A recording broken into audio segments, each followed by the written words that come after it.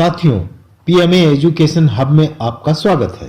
आज बात करते हैं पाकिस्तान के फतह 2 रॉकेट के बारे में। वर्ष 2023 के अंत में 27 दिसंबर 2023 को पाकिस्तान ने एक साथ कई मिसाइल दागने की क्षमता रखने वाले फतह 2 रॉकेट का सफल परीक्षण किया है।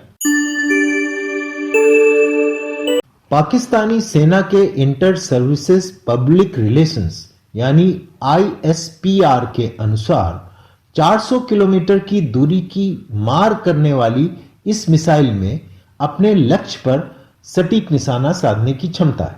इसके पहले 24 अगस्त 2021 को स्थानीय तौर पर निर्मित फतह 1 रॉकेट सिस्टम का परीक्षण किया जा चुका है। यानी कि फतह 2 मिसाइल सिस्टम फतह 1 मिसाइल सिस्टम का एक एडवांस वर्जन है। चलिए अब जानते हैं कि फतह 2 मिसाइल की खास बातें क्या है। ISPR के अनुसार फतह 2 मिसाइल सिस्टम उड़ान की आधुनिक क्षमताओं और लक्ष्य तक मार करने की आधुनिक तकनीक से लैस है। यानी फतह 2 मिसाइल सिस्टम में प्रिसीजन यानी बेहतर अंदाज में निशाना लगाने की टेक्नोलॉजी है। इसके अनुसार सैटेलाइट से जुड़ी इस मिसाइल की हवा में उड़ान क्षमता ने इसको और भी प्रभावी बना दिया है।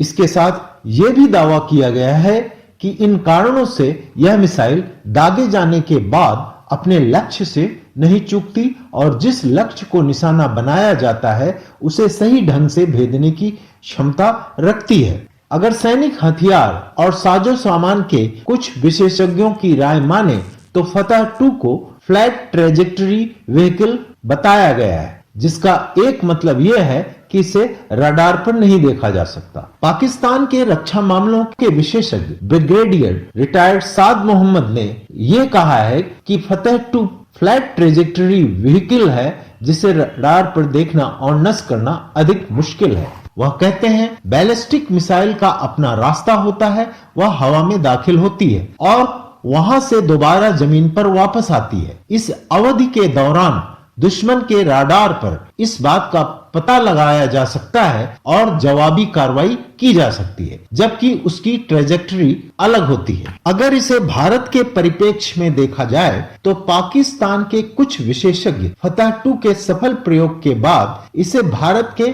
मिसाइल डिफेंस सिस्टम के मुकाबले में एक प्रभावी हथियार बता रहे हैं। पर यहाँ यह बात ध्यान देने की है कि भारत भी कुछ समय से अपने मिसाइल सिस्टम को काफी बेहतर बना रहा है। भारत अपनी रक्षा प्रणाली में लंबी दूरी तक मार करने वाली S-400 ट्रायम्फ के अलावा स्थानीय तौर पर तैयार और कम दूरी पर मार करने वाली समर और DRDO द्वारा तैयार विशोराट्स मिसाइल भी शामिल कर चुका है, जो बेहद कम दूरी पर स्थित लक्ष्यों को निशाना बनाने की क्षमता रखती है। यह मिसाइल समुद्री मोर्चे पर उभरते हुए खतरों के मुकाबले में भी उपयोगी है। इसके साथ भारत LRSAM के नाम से रक्षा मिसाइल प्रणाली तैयार कर रहा है। यह प्रणाली रूस की S-400 ट्रायम्फ रक्षा प्रणाली जैसी ही है। इस प्रणाली से लंबी दूरी तक निगरानी और रडार के कंट्रोल की क्षमता मिलेगी और 150, 250 और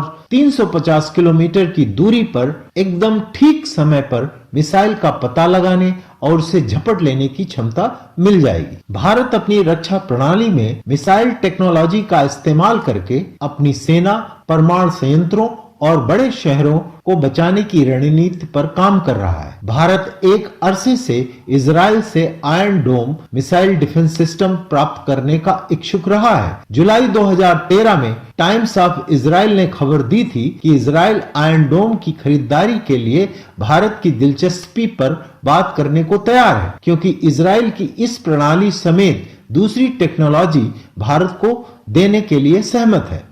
वैसे विशेषज्ञों की माने तो हर देश आयरन डोम की इच्छा रखता है, लेकिन यह पैसों और टेक्नोलॉजी पर निर्भर होता है।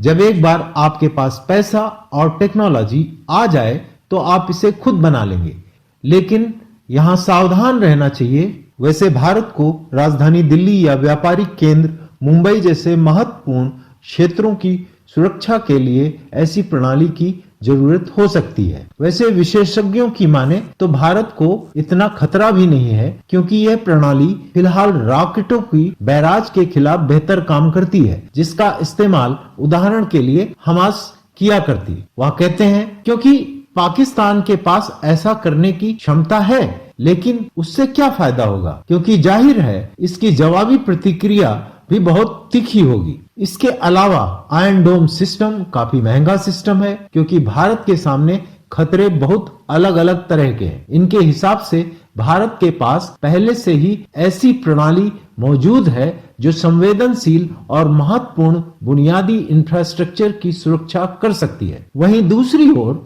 पाकिस्तान के रक्षा मामलों के विशेषज्ञों की बात माने तो भारत इजरायली आयरन डोम टेक्नोलॉजी 3 कारणों से प्राप्त करना चाहता है। इसका एक कारण यह है कि भारत का जमीनी क्षेत्रफल बहुत अधिक है और इजराइल से कहीं बड़ा है। आयरन डोम इजराइल के क्षेत्रफल के हिसाब से तो बहुत अच्छा है, लेकिन भारत जैसे क्षेत्रफल के देश के लिए शायद अधिक कारगर साबित ना हो। उन्होंने कहा, हमास के रॉकेटों को रोकने के लिए इजराइल आयरन डोम का इस्तेमाल कर रहा है। ये रॉकेट पुराने ढंग के हैं, जो दूसरे विश्व युद्ध में जर्मन इस्तेमाल करते थे।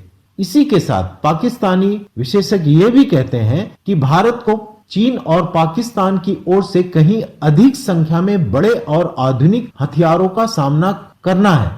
भारत के पास आधुनिकतम S-400 मिसाइल सिस्टम भी मौजूद है, लेकिन वह भी इसे पाकिस्तानी मिसाइल से पूरी तरह सुरक्षा उपलब्ध नहीं करा सकता। तो अब यहाँ एक बड़ा सवाल ये उठता है, क्या फतह 2 से पाकिस्तान को बढ़त मिली?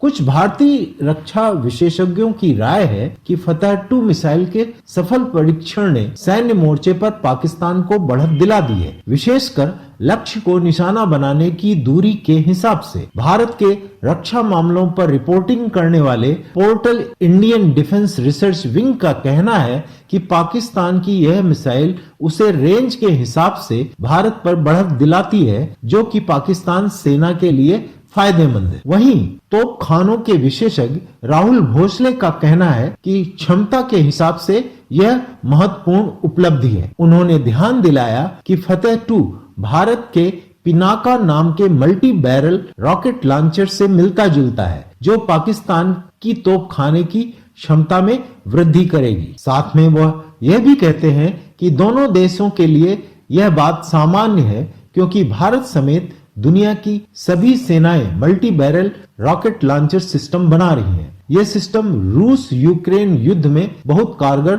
साबित हुआ है। वहीं दूसरी ओर स्थानीय और अंतर्राष्ट्रीय विशेषज्ञ दोनों इस बात पर सहमत हैं कि फतह 2 पिछले 2 महीनों के दौरान पाकिस्तान के हथियारों की प्रणाली में दूसरा परीक्षण है, जिसका मकसद रक्षा सिस्टम को बेहतर बनाने की क्षमता प्राप्त करना है। वैसे यह बताते चलें कि 18 अक्टूबर 2023 को पाकिस्तान ने जमीन से जमीन पर मध्यम दूरी तक मार करने वाली अबाबील मिसाइल का भी परीक्षण किया था, जो दक्षिण एशिया में पहली मिसाइल है जो कई परमाणु हथियार ले जाने की क्षमता रखती है। पाकिस्तानी परमाणु हथियारों और मिसाइल डिफेंस सिस्टम के विशेषज्ञ सैयद मोहम्मद अली के अनुसार अबाबील और फतह 2 के परीक्षण से पाकिस्तान की सशस्त्र सेनाओं की सैन्य कार्रवाई और तकनीकी जरूरतों को पूरा करते हैं। वह इस प्रणाली पर काफी समय से काम कर रहे थे। अब वह उनके भरोसेमंद होने की क्षमता को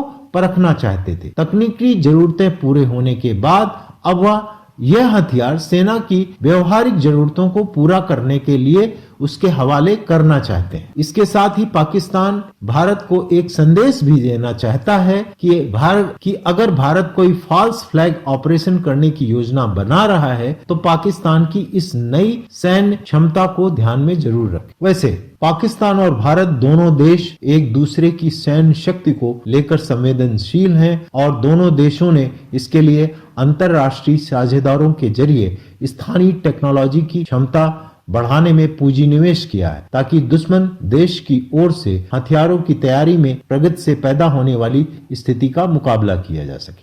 आशा करता हूं कि आपको यह जानकारी पसंद आई होगी। इसी तरह की जानकारियों के लिए इस चैनल को लाइक करें, सब्सक्राइब करें और शेयर करें। जय भारत, वंदे मातरम।